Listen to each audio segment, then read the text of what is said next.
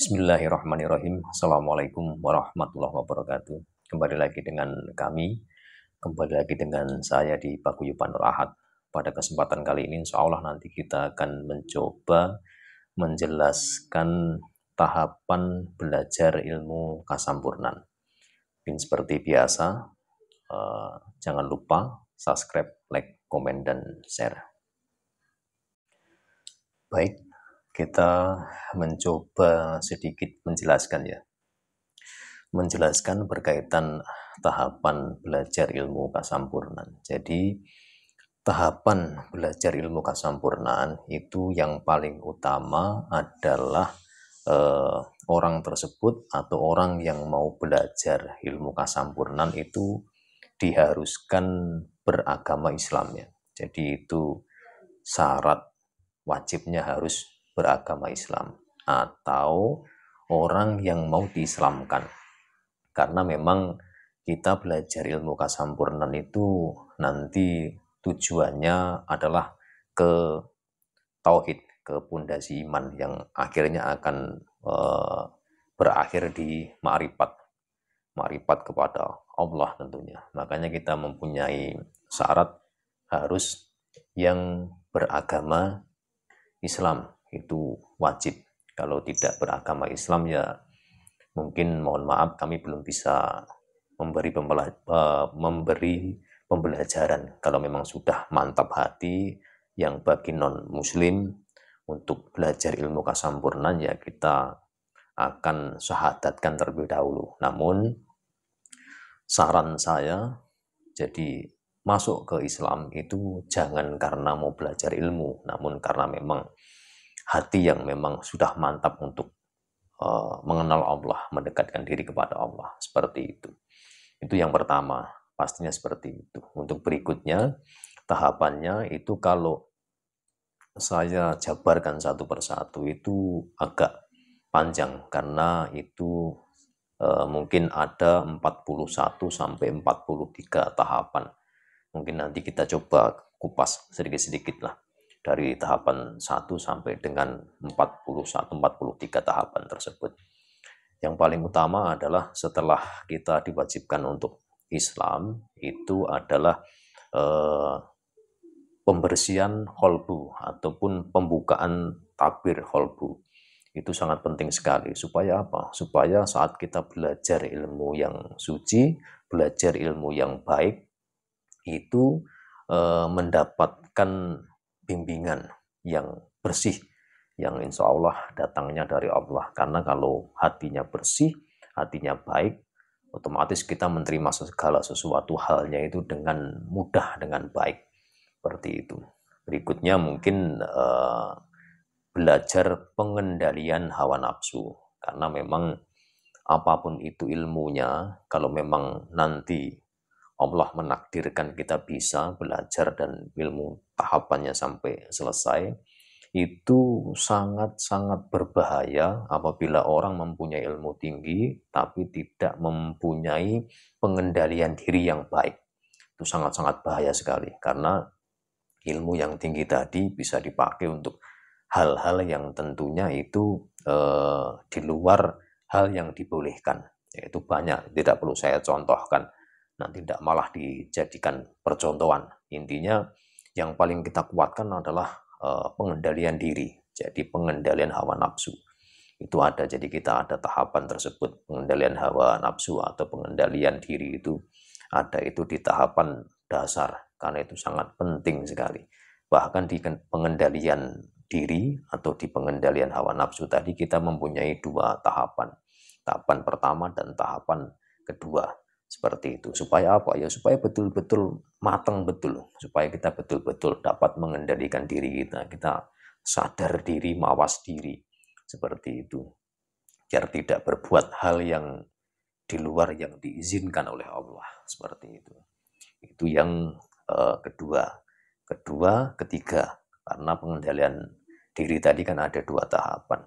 Itu yang berikutnya itu sudah masuk ke ranah pengetahuan berarti. Jadi kalau sudah masuk ke tingkatan ketiga, itu sudah mungkin kita nanti sudah mulai belajar doa-doa untuk mungkin pengobatan, untuk lain sebagainya. Itu banyak sekali. Ada doa pengobatan, ada doa gangguan yang sifatnya pengobatan non medis, ada juga nanti mungkin doa permohonan supaya diberikan hujan atau diberhentikan hujan, kan begitu. Jadi mungkin di Islam juga diajarkan kalau kita mau pengen minta hujan kan ada sholat istikha kan begitu. Namun di sini kita titik beratkan kepada ilmu yang sifatnya itu marifat atau sifatnya permohonan yang kita upayakan langsung supaya mendapatkan jawaban cepat seperti itu. Nah, setelah itu nanti kita akan masuk ke tahapan pembelajaran untuk dapat melihat dan berkomunikasi dengan makhluk halus. Ya, tentunya itu dari pembelajaran pengendalian hawa nafsu tadi nyampe tahapan tersebut itu sebetulnya ada beberapa tahapan yang pendek, namun tidak perlu saya jelaskan karena itu berkaitan dengan tenaga dalam, tenaga inti, tenaga murni seperti itu. Nah, itu kalau kita sudah masuk ke tahapan belajar melihat atau berkomunikasi dengan bangsa halus, nah ini tidaklah mudah ya, itu sangat-sangat ya lumayan sangat luar biasa sulitnya.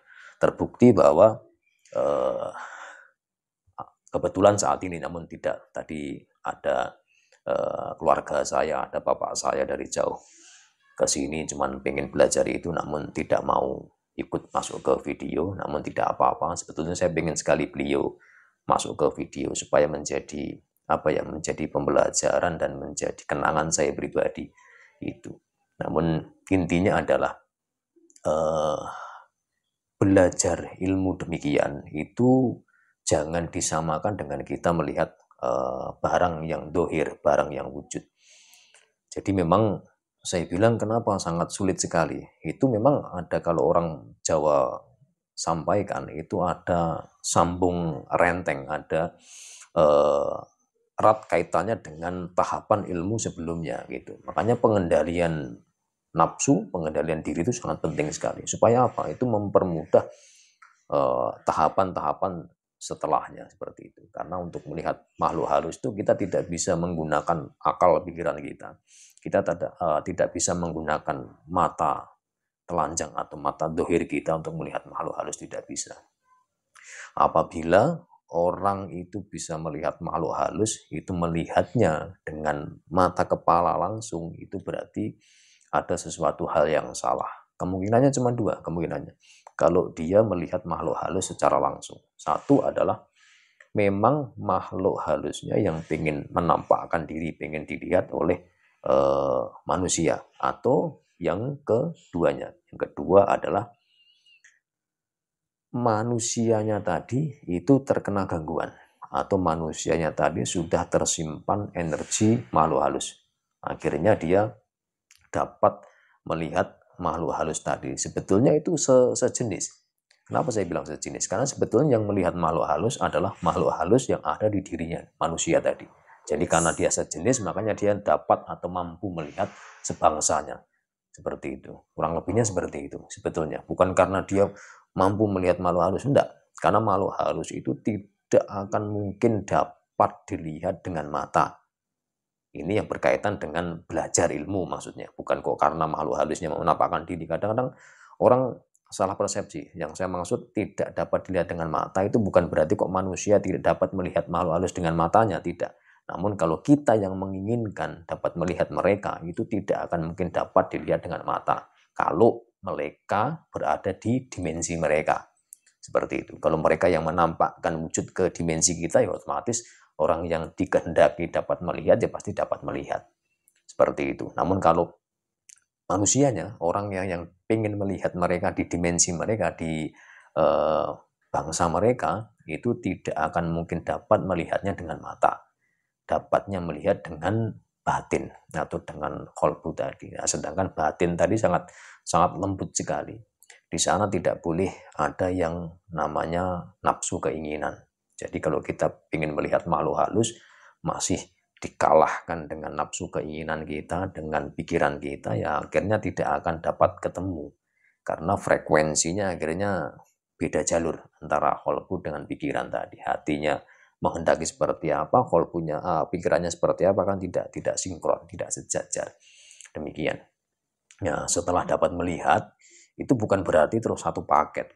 Bukan orang itu melihat makhluk halus terus sekaligus dia bisa melihat, bisa berbicara, terus bisa mendengar apa yang dia sampaikan, terus lanjut lagi bisa memerintahkan atau bisa menaklukkan. Tidak demikian, itu ada tahapan-tahapan tertentunya, ada step by stepnya. Jadi saat belajar untuk melihat, itu belum dapat mendengarkan atau belum dapat berkomunikasi dengan makhluk halus tadi. Berarti setelah belajar melihat harus belajar berbicara, kan begitu.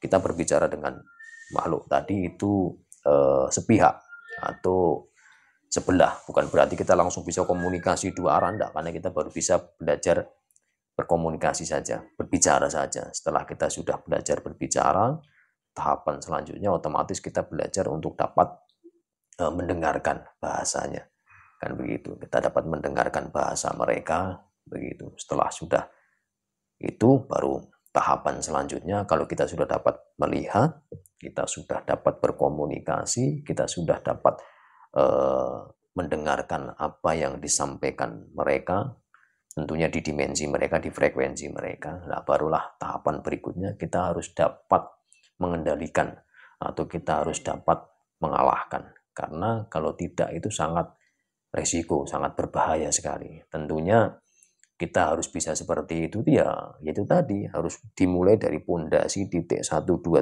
3 seterusnya sampai dengan tahapan yang disebutkan tadi. Harus betul-betul mantap, harus betul-betul mampu, harus betul-betul mempunyai power yang cukup. Jangan sampai kita belajar itu mentah, setengah-setengah begitu. Mungkin sebelum lanjut saya kasih gambaran, kayak kemarin ada yang belajar itu ya memang tidak gampang, sangat banyak suka dukanya. Namun kalau kita itu belajar tujuannya adalah untuk sesuatu hal yang baik, untuk menegakkan, untuk mengokohkan pondasi iman kita, untuk meyakini bahwa kekuasaan Allah itu besar, ya otomatis seberat apapun kita belajar, sebesar apapun tuh halang rintangnya, pasti dapat kita lalui dengan sukacita. Begitu. Jadi tidak mudah kita goyah, tidak mudah kita runtuh di tengah jalan. Seperti itu. Lanjut mungkin tahapan berikutnya ya, setelah kita sudah dapat mempelajari hal tersebut. Ya, suatu contoh tadi berkomunikasi, terus dapat melihat dan lain sebagainya sampai kita dapat menaklukkan atau mengalahkan. Tahapan selanjutnya itu berarti masuk ke ranah raga sukma. Nah, raga sukma ini lebih sulit lagi tentunya, karena kita harus bisa menempatkan rasa kita itu di tempat yang semestinya, yang pasti, karena sangat halus sekali. Kita harus dapat mengalahkan pikiran kita, begitu.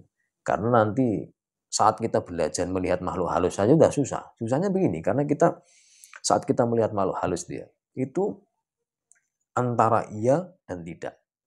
Bisa iya, bisa tidak. Atau jangan-jangan itu cuman halusinasi kita, atau mungkin itu karena hanya pikiran kita dan lain sebagainya. Seperti itu. Jadi sudah ada pertentangan antara batin dan pikiran di sana saat kita belajar melihat makhluk halus tadi. Karena memang sangat halus sekali. Nah, karena dasarnya tidak ada. Maksudnya begini, dasarnya tidak ada. Kalau kita melihat A, kan begitu. Kalau saya sebagai pembimbing bilang, oh itu benar, kan gitu. Nah, dia kalau muridnya langsung percaya. Kalau dia masih ragu, dia mempertanyakan, masa iya sih, masa enggak sih, gitu. Karena sangat halus sekali. Gitu. Nah, itu perlunya kita belajar itu seperti itu. Jadi perlunya kita belajar itu satu, supaya kita berhasil di dalam belajar, itu kita harus yakin terlebih dahulu dengan apa yang kita ikhtiarkan. Jadi kita harus yakin dulu kepada guru, kepada orang yang kita mintain untuk membimbing kita menuju ilmu atau menuju sesuatu hal yang kita kehendaki. Kita harus yakin dulu. Kalau kita dari awal sudah tidak yakin, ya otomatis susah belajar. Karena kita sudah tidak mempunyai keyakinan untuk belajar tadi. Kita harus yakin dulu, kita harus percaya dulu. Percaya ya tentunya percaya karena Allah. Begitu, bukan percaya karena sisi manusianya tidak, karena yang bisa menjadikan itu Allah, kan gitu. Kalau kita sudah percaya, insya Allah kita belajarnya tahapan demi tahapan tadi baik, kan begitu. Namun sebelum kita lanjut materi tadi ya, kita sampaikan satu lagi poinnya. Saat kita belajar supaya kita itu tahapan demi tahapannya baik, terus bisa berjalan dengan lancar, dapat mencapai hasil yang kita inginkan, itu kita harus menyamakan frekuensi pikiran kita dengan guru. Jadi yang dimaksud guru itu ibaratnya, oh kamu belajar ilmu ini, kan begitu, supaya kamu menjadi manusia yang baik, menjadi manusia yang bermanfaat. Kita harus sama frekuensi dulu. Manusia yang baik itu seperti apa, manusia yang bermanfaat itu seperti apa. Contoh begini, ibaratnya saya bilang, kamu belajar ilmu ini supaya kamu menjadi orang yang sakti, begitu. Supaya kamu menjadi orang yang sakti. Orang yang sakti di sini itu harus kita samakan frekuensinya dulu. Bagi saya, orang yang sakti adalah orang yang dicintai oleh Allah. Orang yang dekat dengan Allah. Itu adalah orang yang sakti. Karena demikian, karena orang yang dekat dengan Allah, orang yang dicintai oleh Allah itu akan diberi keselamatan. Diberi keselamatan, diberi kemudahan dalam segala sesuatu hal. Karena kita sudah dicintai oleh Allah. Jadi, saktinya itu tanpa ilmu. Ya, tanpa ilmu pun bisa, karena dia tanpa ilmu tapi dicintai oleh Allah, kan begitu. Nah, beda halnya murid. Murid mikirnya sakti tadi, mungkin dia berpikir sakti itu tidak mempan dibaca atau dapat terbang atau apa lain sebagainya. Itu kan berarti tidak satu frekuensi, yang akhirnya menjadikan mudahnya kecewa. Nah, di situ setelah murid sudah mudah kecewa, akhirnya tertutup pintu hatinya. Akhirnya tidak akan dapat menemukan pembelajaran yang sesuai yang diinginkan. Nah, itu akan menjadikan tahapan demi tahapan tadi nanti susah, bahkan akan putus, tidak akan selesai. Seperti itu. Harus kita samakan frekuensi cara berpikirnya. Seperti itu. Mungkin lanjut ke materi yang saya sampaikan tadi, sudah masuk ke ranah raga sukma ya. Berarti itu tadi, raga sukma itu sangat tipis sekali. Jadi saat kita mengeluarkan raga kita itu tentunya kita mengeluarkan sukma kita itu tentunya sangat halus sekali. Kalau ibarat di pewayangan itu ada bahasa, saat dalang suluk itu ada bahasanya tan samar pamoreng sukmo, sinek moyo liyahno ing sepi, si mimpen telemeng halbu. Jadi maksudnya tan samar pamoreng sukmo. Jadi sukma itu mempunyai sifat tidak mempunyai samar, tidak mempunyai rasa takut, tidak mempunyai was-was, tidak mempunyai sumelang atau ya kekhawatiran gitu. Jadi sukma itu tidak mempunyai hal-hal yang demikian. Adanya cuman ya tanpa rasa, jadi biasa saja gitu. Gitu. Jadi tan samar pamering sukmo, sinek moyo liyahno yang sepi. Jadi pergerakannya sukma atau jalannya sukma itu bisa lompat-lompat. Jadi karena dia itu sukma sangat halus sekali, itu sangat perpindahannya cepat, tidak seperti orang berjalan. Kalau berjalan kan dari titik satu ke dua itu kan betul-betul dia lama, tapi tidak, kalau sukma dari sini set langsung bisa bertransportasi ke suatu tempat yang dikehendaki itu bisa. Makanya perlunya kita kolbu kita, rasa kita olah seperti itu. Akhirnya kalau kita tidak kuat dirasa, itu akhirnya menjadikan keraguan. Jangan-jangan ini cuma halusinasi saya, jangan-jangan ini hanya pikiran saya, kan begitu. Nah, yang terakhir, si mimpen telengeng kalbu. Tapi hal-hal yang demikian itu benar-benar merasuk dalam kolbu, kerasa, tersimpan di dalam kolbu. Jadi akhirnya bisa menjadi sesuatu hal yang menjadi patokan.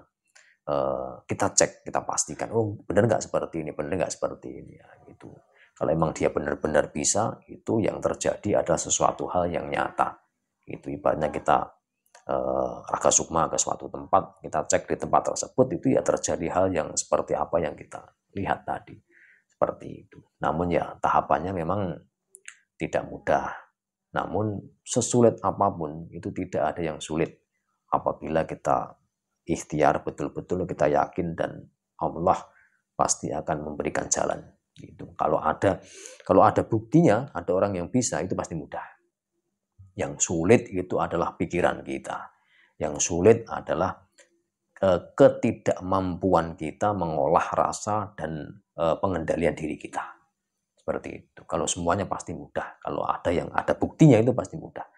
Itu tidak ada yang sulit bagi Allah. Kan begitu. Nah, setelah sudah masuk ke ranah raga sukma, nah itu mungkin kita sebelum kita naik tingkatan berikutnya, kita perkuat dulu segala sesuatunya. Karena ini sudah mulai mau nyampe tahapan-tahapan lanjutan ya, tahapan tinggi. Jadi kita harus perkuat. Ya, kita kembali lagi ke mungkin zikir kita atau lain sebagainya. Supaya apa? Supaya nanti ke depannya saat kita bertindak itu tidak salah langkah. Begitu. Kenapa? Karena saya selalu sampaikan, yang paling penting adalah pengokohan iman, pondasi iman dulu. Keyakinan kita bahwa sangat besar rahmatnya Allah itu dulu. Supaya apa? Supaya kita belajar tadi tidak salah jalan. Karena sangat resiko sekali. Betul. Kenapa saya ulang-ulangi? Karena memang saya merasakan betul, sangat resiko sekali. Saya juga pernah, sedikit cerita, saya pernah ada orang minta tolong, disuruh. Saya selalu menyampaikan, selalu mengajak, selalu mendemukan supaya orang itu bertauhid, memperkuat fondasi imannya gitu. Saya aja yang sering bicara begitu. Itu masih pernah dimintain orang untuk menyantet orang, coba. Bahkan kalau bisa dibilang biayanya berapa mau diberikan. Kata orang itu biayanya berapa, nanti dosanya saya nanggung. Ya, kan tidak demikian. Itu seperti itu kalau fondasi keimanan kita tidak kuat, ya akhirnya kita akan mudah tergiur dengan hal-hal yang demikian. Makanya kita harus betul-betul memperkokoh fondasi tauhid keimanan kita terlebih dahulu. Begitu. Baru kita masuk ke ranah selanjutnya. Berkaitan dengan tahapan selanjutnya setelah raga sukma, itu ada tahapan yang mungkin masuknya Isra. Jadi Isra itu adalah nama ilmu di mana hampir mirip dengan raga sukma, namun tidak sama. Kalau raga sukma itu kita mengeluarkan sukma, itu urusannya dengan dunia, kita hanya berkeliling di area bawah, area permukaan bumi. Nah, kalau sudah Isra itu kita sudah keluar, namun tujuannya adalah naik ke langit. Ya, nyampe langit yang mana? Ya tentunya langit yang paling tinggi. Seperti itu. Nah, seperti gambaran dulu ada yang menyampaikan bahwa ada alam yang namanya dirgantara katanya. Itu tidak ada, sama sekali tidak ada. Jadi namanya dirgantara itu bukan alam. Jadi kalau orang spiritual juga pernah ada yang menyampaikan bahwa ada alam bawah, alam tengah, alam atas. Ya, tengah itu yang dirgantara, dari itu ngawur sekali. Sepemahaman saya tentunya. Kalau orang lain meyakini itu ada, ya monggo. Tapi sepemahaman saya tidak ada. Alam dirgantara itu tidak ada. Jadi namanya dirgantara itu awang-awang. Bahasanya orang Jawa itu awang-awang. Jadi di mana pesawat lewat itu antara langit dan bumi, itu awang-awang kalau bahasa Jawa. Awang-awang itu juga dinamakan dirgantara. Itu hanya dosonomo atau nama lain seperti itu. Jadi bukan kok itu namanya alam lain daripada yang sudah ada, tidak. Jadi kalau namanya dirgantara, dirgantoro sama. Dirgantara itu bahasa Indonesia, dirgantoro itu bahasa Jawa. Awang-awang itu bahasa Jawa. Seperti itu. Jadi antara langit dan bumi itu namanya awang-awang atau dirgantoro atau dirgantara. Itu sama aja. Jadi bukan alam lain, bukan. Seperti itu. Kalau ada orang yang menyampaikan alam lain, alamnya si A, si B, itu ya mungkin kalau dia memahaminya demikian ya monggo, tapi bagi saya tidak ada demikian, sepemahaman saya tentunya begitu. Kalau menuju ke langit ya tentunya itu langit sampai tingkatan yang tertinggi, sampai Sabtuju. Nah, saya juga sama menyampaikan seperti ini. Kalau orang yang tidak tahu tentunya kan pasti dikiranya orang halu atau orang apa gitu. Makanya ya yang tahu ya yang belajar kan begitu. Kalau tidak belajar ya tidak mungkin tahu. Makanya bahasa Jawanya kita selalu sampaikan bahwa tak kenal maka tak sayang. Ini orang kenal ya orang sayang. Kalau tidak belajar ya tidak akan mungkin tahu. Kan begitu. Makanya hal yang demikian sebetulnya sangat sensitif. Tidak tepat untuk disampaikan di video demikian. Namun ini hanya untuk edukasi saja, bahwa belajar untuk sesuatu hal yang sifatnya spiritual, apapun itu, entah itu mungkin kesampurnaan atau apapun lain sebagainya, itu jangan dilihat ilmunya, namun lihatlah sesuatu hal demikian, apapun itu wujudnya, itu sebagai penguat pondasi iman kita. Pondasi iman kita kepada Allah. Jadi manusia tadi dapat mengikhtiarkan apapun itu bentuknya, saat belajar itu bisa terwujud itu karena ridho Allah, karena Allah yang menjadikan bisa. Begitu kayak orang bisa memerintahkan bangsa jin, orang bisa melihat bangsa jin atau apapun itu. Mungkin bagi manusia secara normal, secara umum itu sesuatu hal yang sulit atau bahkan tidak mungkin. Tapi bagi Allah tidak ada yang tidak mungkin. Itu makanya semuanya kita sandarkan kepada Allah. Seperti itu. Setelah tahapan tadi ya, tahapan Isra tadi masih ada beberapa tahapan lanjutnya yang lainnya. Namun mungkin untuk tahapan selanjutnya akan kita sampaikan di kemudian hari. Untuk saat ini mungkin cukup sekian. Intinya adalah apapun yang kita pelajari atau ilmu apapun yang kita pelajari, belajarlah mencoba untuk memandang segala sesuatu halnya itu karena Allah, karena adanya Allah. Kalau mindset kita sudah baik, cara berpikir kita baik, semuanya kita tujukan karena adanya Allah, insya Allah rasa kita semakin hari akan semakin baik, iman kita semakin hari akan semakin baik.